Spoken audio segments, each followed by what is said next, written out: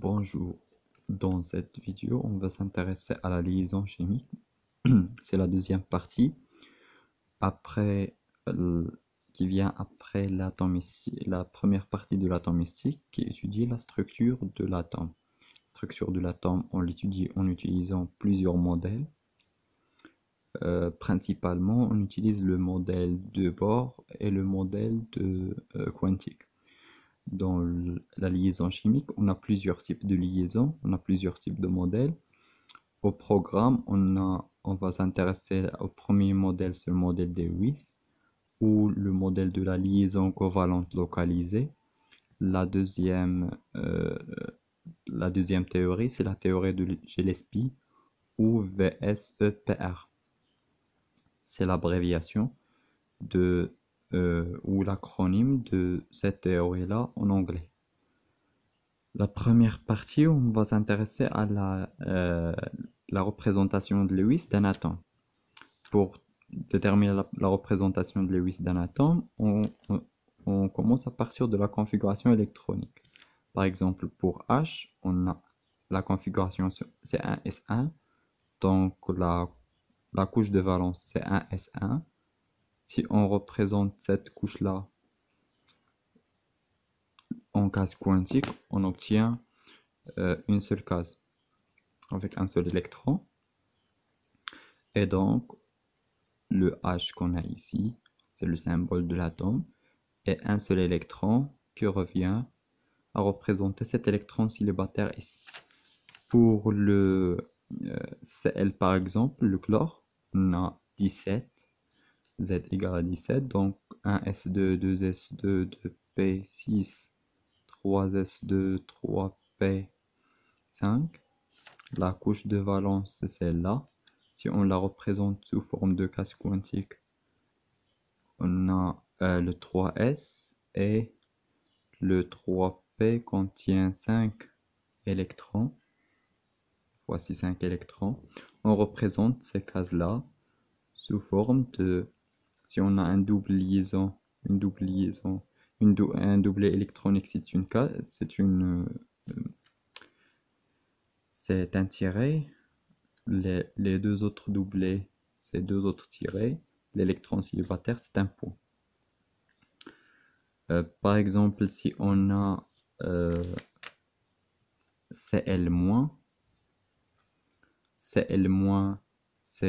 on a ajouté un électron à cet atome-là, donc on aura deux électrons sur S, et la sous-couche P, 3P est remplie. Donc on aura ici 4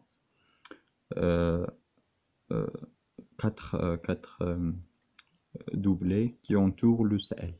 Ces doublés-là sont appelés doublés libres. Doublés libres. Sont des doublés libres. Après pour la représentation de Lewis du carbone, le carbone, il a la représentation ou la configuration électronique suivante: un S2, 2S2, 2P2, il a Z égale à 6. La couche de valence, c'est 2S, 2P. Si on la représente, c'est comme ça. Et les deux électrons de P. Si on veut représenter cette configuration-là, on a le carbone, on a un seul doublet et deux électrons célibataires. La position du doublet et des électrons célibataires, il n'a pas d'intérêt, c'est quelconque. Le nombre d'électrons des électrons célibataires détermine le nombre de liaisons chimiques que l'atome est capable de faire, selon le modèle de Lewis. Dans le modèle de Lewis, on a deux types de liaisons covalentes. Une liaison covalente qui se forme par un partage d'électrons, c'est AB, et un autre type de liaison qui se forme ici. Cette case-là, on la représente par une case vide ici. C'est comme la case qu'on a là. Ici, on a chaque atome participe par un seul électron, alors qu'ici, l'atome 1 participe par les deux électrons pour former la liaison. Cette liaison est appelée liaison covalente pure, alors que celle-là, c'est une liaison covalente dative ou de coordination. Les deux sont de liaisons covalentes. En utilisant ce principe-là, on a plusieurs liaisons qui peuvent se former. Par exemple, H. On peut avoir la liaison HH pour expliquer la formation de H2. Pour d'autres molécules plus compliquées, on doit choisir un ensemble des règles pour déterminer la configuration de Lewis. Cet ensemble des règles-là, on va les appliquer sur un ensemble des exemples, quelques exemples. On va commencer par H2O. La première étape, c'est de déterminer la configuration électronique de chaque atome. On a ici O, CZ égale à 8 et H, CZ égale à 1. On a ici 1S2, 2S2, 2P4, alors que H, on a 1S1. La deuxième étape, c'est la détermination de les couches de valence de chaque atome. Voici la couche de valence de celle-là, voici la couche de valence d'électrons de l'hydrogène. Ces deux électrons, et pour l'oxygène, on a cette configuration-là. Le nombre total d'électrons de valence, on a ici 6 électrons, alors qu'ici on a 2. Donc les électrons de valence, la somme des électrons de valence, c'est 6 plus 1 fois 2, car on a 2 atomes de l'hydrogène. Donc c'est 8. Le nombre de doublés qu'on peut former avec ces 8 électrons, c'est 8 sur 2, et donc c'est 4. C'est 4 doublés. La molécule donc contient 4 doublés. Généralement, on cherche l'atome dont le nombre d'électrons de valence est le plus grand pour être au milieu. Ici, c'est l'oxygène. On aura OHH. Commencer, on doit avoir deux liaisons. On doit avoir deux liaisons pour avoir une molécule. C'est deux à partir de ces quatre-là. Donc, il nous reste deux liaisons pour déterminer la position de ces liaisons, de ces deux doublés. On a quatre cas. On peut avoir des doublés libres sur l'hydrogène ou sur l'oxygène ou des doublés liaisons. L'hydrogène ne peut pas former de doublé liaison car il a un seul électron célibataire et il ne peut pas avoir un doublé libre car sa configuration de Lewis, c'est celle-là, il contient un seul point et donc c'est l'oxygène qui porte les deux doublés. Ce qui est en accord avec la configuration électronique qui permet d'écrire l'oxygène sous la forme de Lewis suivante. C'est ces deux doublés et deux électrons célibataires. Les deux électrons célibataires forment des liaisons avec H. C'est pour l'oxygène. La dernière étape dans la configuration de Lewis, c'est de déterminer la charge formelle. La charge formelle, c'est la charge portée pour chaque atome. Pour déterminer cette charge-là, on utilise la relation Z formelle de X égale à NV, nombre d'électrons de valence, moins N. N, c'est NL plus NT, le nombre c'est le nombre d'électrons qui entourent l'atome. Pour l'hydrogène, par exemple, pour l'hydrogène, ZF de H égale le nombre d'électrons de valence d'après la configuration. La couche de valence, c'est 1s1, donc on a un électron de valence, moins NL. Pour déterminer NL, il faut déterminer le nombre de liaisons que forme l'hydrogène. Cet hydrogène-là forme une seule liaison, donc c'est 1.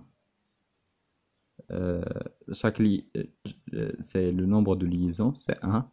Chaque liaison contient 2 électrons sur 2, car ces 2 électrons de cette liaison-là sont partagés entre l'hydrogène et l'oxygène. Plus NT, c'est le nombre de doublés, c'est comme ces doublés-là. Ils n'existent pas sur l'hydrogène, donc plus 0. On a 2 fois 1 sur 2, c'est 1, 1 moins 1, c'est 0. Donc on n'a pas de charge formelle sur l'hydrogène. La même chose pour cet hydrogène-là, c'est symétrique. Pour l'oxygène, ZF de l'oxygène, on a 2 méthodes pour déterminer la charge formelle de l'oxygène. La première méthode, c'est la somme des charges formelles doit être égale à la charge de la molécule. La molécule est neutre, son charge égale à 0. Ici, on a 0, donc pour l'oxygène, on doit trouver aussi 0. Mais on va le calculer. Pour l'oxygène, le nombre d'électrons de valence, on a d'ici 6, moins le nombre de doublés de liaison, c'est 2. Chaque liaison comporte 2 électrons sur 2. Chaque liaison comporte 2 électrons. On va diviser par 2 car chaque liaison est partagée entre les deux atomes. Cette liaison-là est partagée entre cet hydrogène et l'oxygène. Et cette liaison est partagée entre l'oxygène et l'hydrogène. Plus le nombre de doublés libres, NT. Le nombre de doublés libres pour l'oxygène, c'est 2. Donc c'est 2 doublés libres et chaque doublé libre correspond à 2 électrons. Si on calcule ceci, 2 fois 2 c'est 4 sur 2 c'est 2. Plus 2 fois 2 qui est 4, donc on aura 6 moins 6 c'est 0. Donc pour l'eau, H2O, on n'a pas de charge formelle. Maintenant on va étudier un autre exemple. Et avant, on peut expliquer la formation de cette molécule-là en utilisant les cases vides. Pour ce faire, l'oxygène, on va donner la configuration de Lewis de l'oxygène, de la couche de valence de l'oxygène. On a ces trois cases de P contenant 2 électrons célibataires, un doublé, et 2 S. C'est 2 S de P. C'est pour l'oxygène. Pour l'hydrogène, on a un hydrogène avec un S et un autre hydrogène avec un S. On a une liaison entre cet hydrogène-là, cet électron et cet électron-là. C'est la première liaison, cette liaison-là. Et on a une liaison formée entre ces 2 électrons-là. Donc c'est la deuxième liaison. On va essayer de traiter le cas de NH4+, d'une molécule qui est chargée positivement. On va faire la même chose, la configuration électronique de H ne change pas. La configuration de N, on a Z égale à 7. Donc c'est 1s2, 2s2, 2p3. La couche de valence c'est 2s2p. Et donc on a la sous-couche P contient 3 électrons. Mais on a 4 hydrogènes. On a 4 hydrogènes. Donc la somme des électrons de valence, c'est, on a ici 5 électrons, plus 4 fois la somme des électrons de valence de l'hydrogène, c'est 1, et on fait moins Z, moins la charge de molécule. La charge de la molécule, c'est 1. Et donc, on aura 5 moins 4. 5 plus 4 moins 1, c'est 8. Et donc, le nombre de doublets, D, c'est la somme de NV sur 2. Donc, c'est 8 sur 2. Donc, c'est 4 doublets. La molécule, donc, contient 4 doublets. L'atome qui correspond à un nombre d'électrons de valence plus grand, c'est N. Donc, il sera au milieu. Les hydrogènes forment des simples liaisons. Donc, on aura 4 simples liaisons comme ceci. On a distribué notre 4 doublets pour former 4 liaisons covalentes entre N et H. Maintenant, il faut calculer la charge formelle. Pour calculer la charge formelle, on a deux types d'atomes. On a l'hydrogène, on a l'azote. Pour l'hydrogène, Z formelle de l'hydrogène, c'est 1. On a la même situation qu'ici. L'hydrogène, il a NV égale à 1.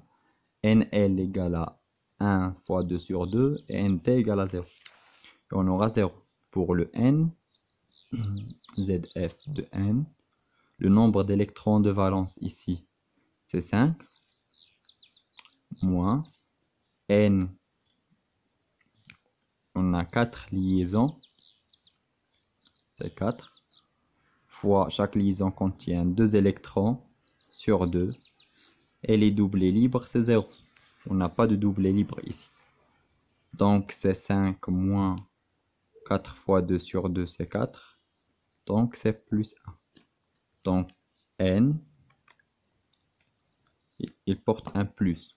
La somme de ZF de H et ZF de N égale à 1. C'est bien la charge de la molécule. La charge de la molécule est donc portée par l'azote N. Pour expliquer la formation de cette molécule-là, on peut dire que ce plus qui est porté par le N,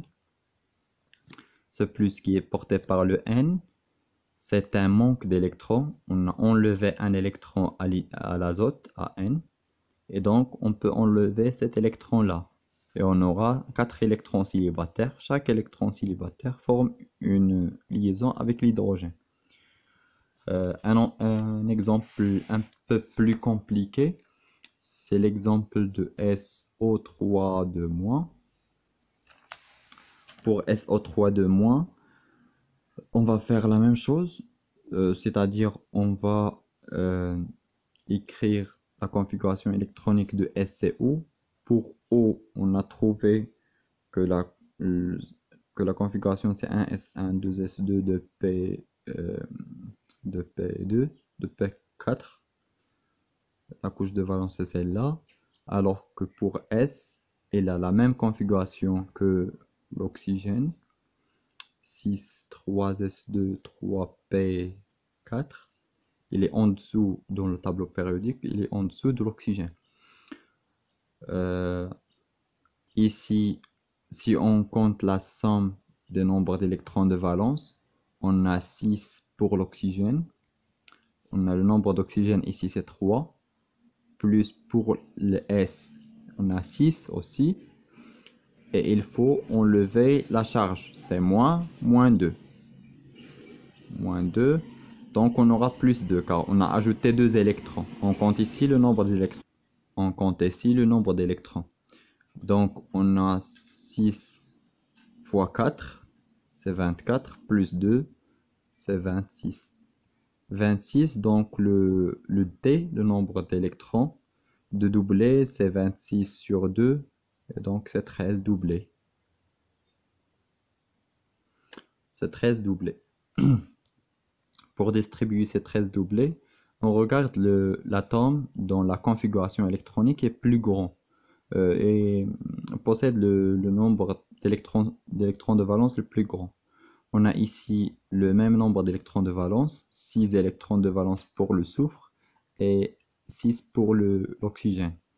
Dans ce cas-là, on choisit l'atome dont le Z est plus grand. C'est le soufre. Puis, il est entouré par 3 atomes d'oxygène. Maintenant, pour distribuer les 10 autres doublés, On a plusieurs façons de le faire. On peut ajouter des doubles liaisons ou on peut ajouter des doublés libres. On peut ajouter ici doublé libre. Si on distribue ici, si on compte le nombre d'électrons de doublés, on a 1, 2, 3, 4, 5, 6. Donc on n'a pas terminé les 13 doublés. On va ajouter ici 2.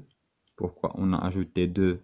Car l'oxygène peut former deux liaisons, deux liaisons et possède deux doublés à partir de la configuration électronique. Si on trace cette configuration sous forme de case, on a ici 1, 2, 3, 4. Ces deux doublés sont ces deux et ces deux électrons célibataires forment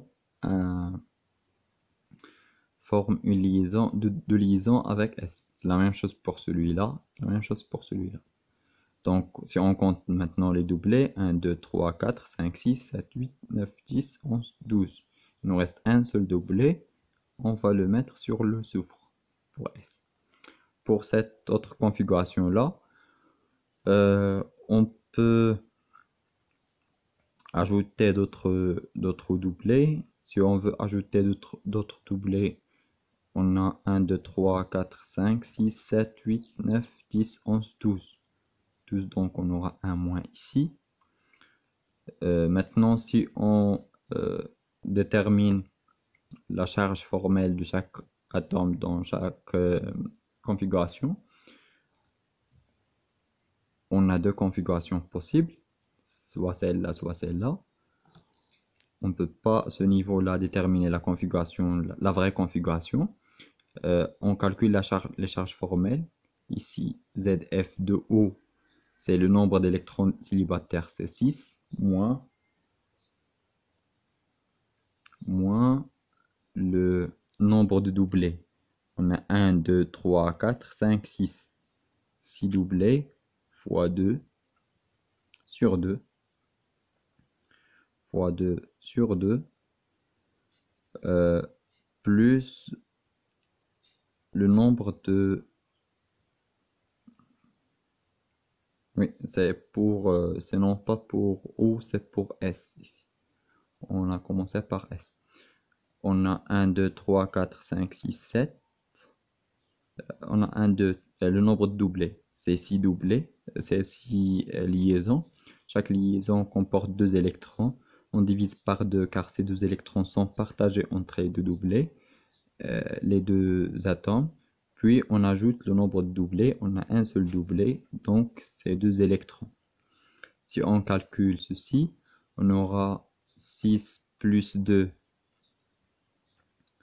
6 plus 2, c'est en fait 8.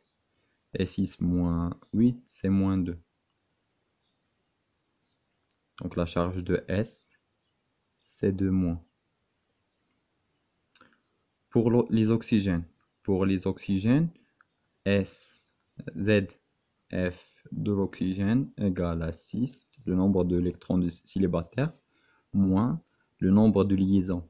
Pour cet électron par exemple, on a 2 liaisons. Chaque liaison comporte 2 électrons qui sont partagés entre les deux atomes CO. Plus le nombre de doublés, on a 2 doublés. Et donc 2 fois 2 sur 2, c'est 2. 2 plus 2, c'est... On a 2 liaisons fois 2. Oui. Donc c'est 2 liaisons. On a 2 liaisons fois 2 électrons. Chaque doublé correspond à 2 électrons. Chaque liaison est partagée entre les deux atomes. Donc on divise sur 2. Plus ces deux doublés là. Donc on aura ici 2 plus 2 c'est 4. 6 moins 4 c'est plus 2. Donc on aura plus 2 ici, plus 2 ici, plus 2 ici. les oxygènes sont symétriques, sont les mêmes. Ils ont la même distribution. Donc, on aura le même Z. Si on compte le nombre des charges ici, on a 2 plus 2 avec 2 c'est 0, 2 avec 2 c'est 2, c'est 4. C'est 4 plus. Or, la molécule correspond à 2 moins. Donc, cette configuration-là ne correspond pas à cet atome-là. Donc, cette configuration est fausse. Pour cette configuration, on peut calculer la même chose. ZF de S égale, on a 6 électrons de valence toujours, on a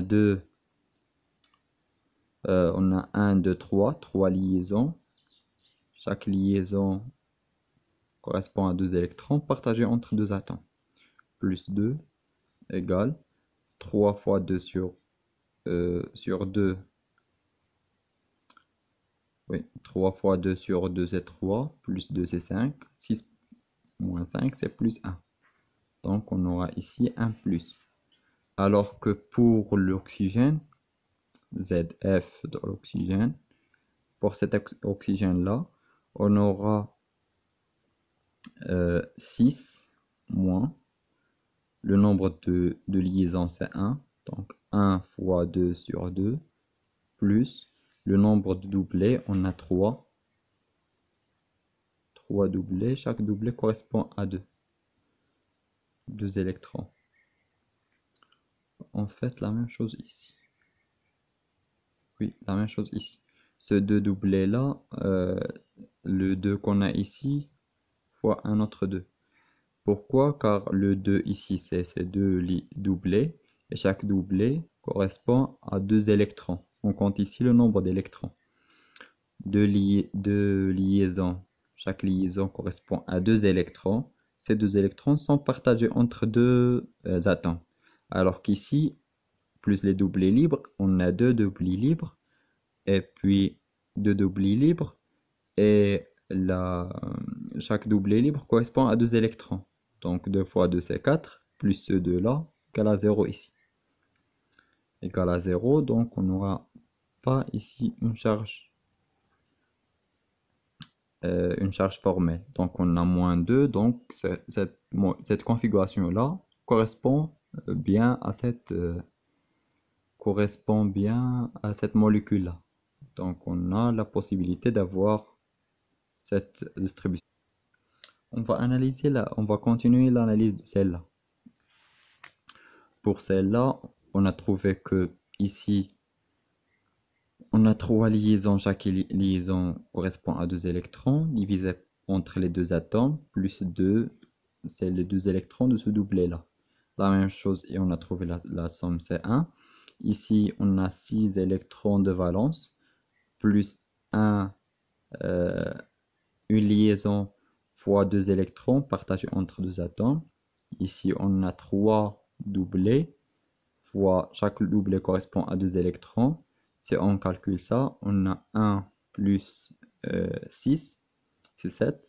Donc on aura moins 1. Donc on a ici un moins, on aura un moins, et la même chose ici un moins. On a donc la somme des charges formelles, c'est moins 1, moins 1, moins 1, c'est moins 3, plus 1, c'est moins 2, correspond bien à cette configuration-là. Donc on a celle-là et celle-là. On a une autre, on peut trouver une autre, c'est cette configuration avec un doublé libre. Celle-là. On va vérifier est-ce qu'on a le 13 doublé. 1, 2, 3, 4, 5, 6, 7, 8, 9, 10, 11, 12. Il nous reste un doublé ici. 1, 2, 3, 4, 5, 6, 7, 8, 9, 10, 11, 12, 13. On a notre 13 doublé. Ces 13 doublés, donc, c'est la même chose qu'on a ici. les charges formelles, on peut calculer les charges formelles. Euh, on a pour le S, comparant à celle-là, on a euh, une liaison plus que cette molécule. Une liaison, donc on aura ici 3 au lieu de 2. Non, ici 4 au lieu de 3. 4 au lieu de 3, donc on aura 4 plus 2, c'est 6, moins 6, c'est 0. Et pour cet oxygène-là, c'est la même chose que cet oxygène-là, donc on aura aussi 0. Donc c'est une... Et la somme des charges formelles, eh bien, correspond à SO3 de moins. Pour cette molécule-là, pour cette molécule, pour déterminer la molécule, la configuration de Lewis qui correspond bien à cette molécule-là, euh, on va comparer les propriétés de ces molécules-là. Premièrement, celle-là. Pour celle-là, la charge négative est portée par le soufre. Dans le tableau périodique, on a ici l'oxygène, on a ici le soufre. Or, l'électronégativité augmente de bas vers le haut. Donc l'électronégativité de l'oxygène est plus grande que l'électronégativité du soufre. Donc l'oxygène attire les charges négatives vers lui plus que le soufre. Donc le soufre ne peut pas porter la charge négative. C'est l'oxygène qui doit porter cette charge négative. Donc cette configuration-là n'est pas stable. Il existe dans la nature, mais c'est pas très stable. Celle-là, dans cette configuration, les oxygènes portent les charges négatives, mais on a une distribution, on a plusieurs charges sur la molécule. Lorsqu'on a plusieurs charges sur la molécule, ces charges-là interagissent entre elles. Par exemple, la charge négative qu'on a ici attire la charge positive qu'on a ici. Pour le soufre, on a un manque d'électrons et pour l'oxygène, on a un électron de plus. Donc on a une attraction ici, donc on aura formation d'une liaison ici pour avoir cette molécule-là. Donc cette molécule n'est pas stable, cette configuration ou cette représentation de Lewis n'est pas stable, c'est celle-là qui est stable. C'est la configuration la plus stable et qu'on trouve généralement dans la nature. L'ensemble des trois est appelé mésomérie. Le phénomène, c'est mésomérie et l'ensemble des molécules, c'est des mésomères. Des mésomères, c'est un ensemble des molécules qui ont la même configuration électronique, la même formule brute, c'est-à-dire le même nombre d'oxygène et de soufre, la même euh, représentation de Lewis, mais presque la même représentation de Lewis. C'est les mésomères. Pour expliquer la formation de cette molécule, on va utiliser la configuration électronique qu'on a établie ultérieurement. Pour le S, la configuration de valence, on a 3s2, 3p, 3s2, 3p, 4. Voici les 4 électrons. Et pour le OU, c'est 3s, 3p. Et pour le OU, on a le 2s, 2p. C'est la même configuration. On a juste une différence dans la ligne. C'est la deuxième ligne, c'est la troisième ligne. On remarque ici que l'oxygène forme deux liaisons. On a un O et un O-. On va écrire la configuration électronique des deux O- et de O. Pour le O, on a les 4 électrons.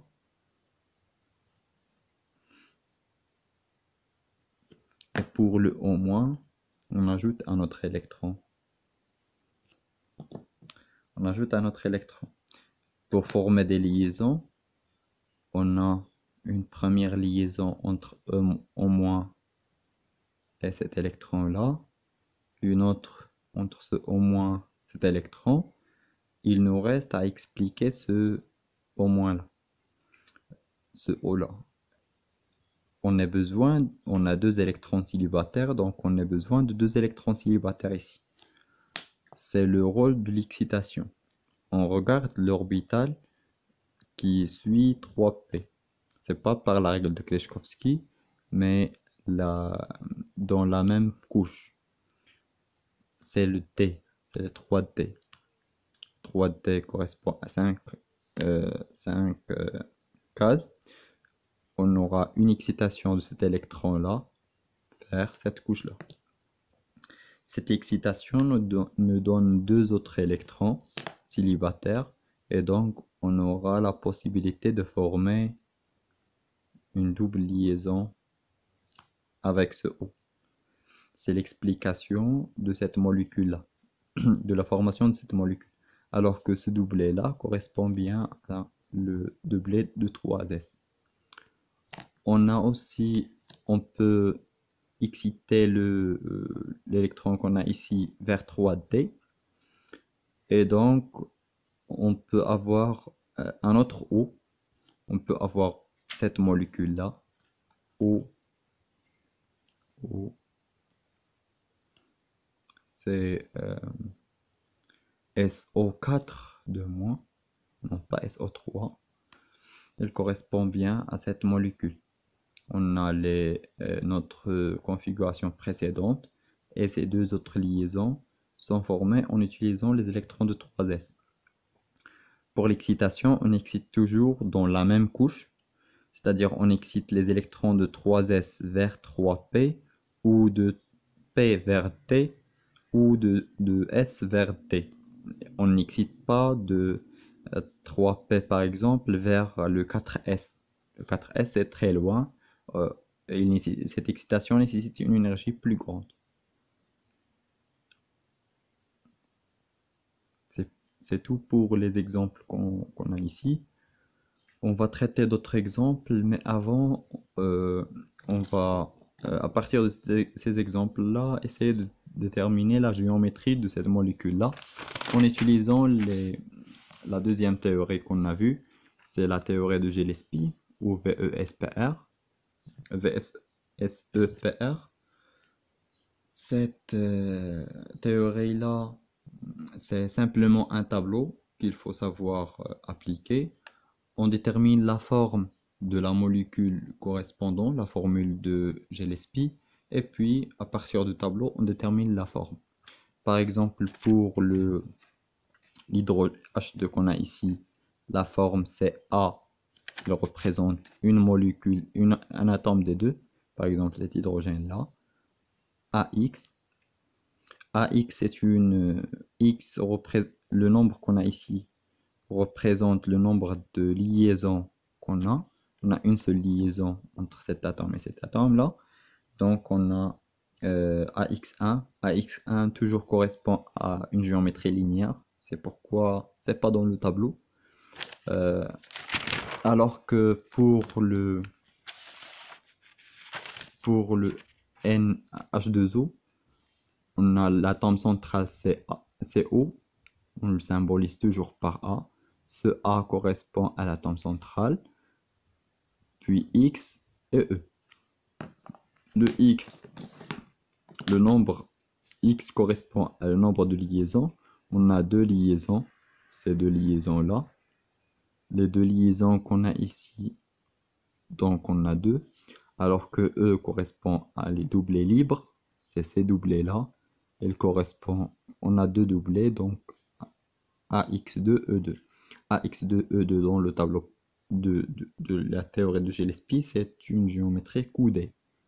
C'est-à-dire qu'on a cette molécule-là dans l'espace et sous la forme suivante. On a O relié à O2 hydrogène et ces deux doublés-là sont sous la forme de deux lobes qui contient les deux électrons.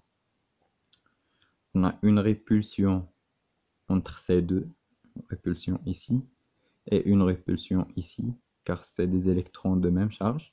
Donc on a d'où la forme coudée de la molécule. Pour la dernière molécule qu'on a vue, pour SO3 de moins, l'atome central c'est S qu'on a ici. Il forme des liaisons avec les oxygènes. On a une liaison 2, 3. La double liaison dans la théorie de Gillespie, c'est une simple liaison. Et il est considéré comme une simple liaison. Donc on a 3 liaisons, c'est AX3. On a un doublet libre sur l'atome central toujours, c'est AX2E1. AX2E1, c'est la AX3E1, c'est la géométrie pyramidale à base triangulaire. Et comme ceci, on détermine la géométrie des molécules à partir de la formule de Lewis.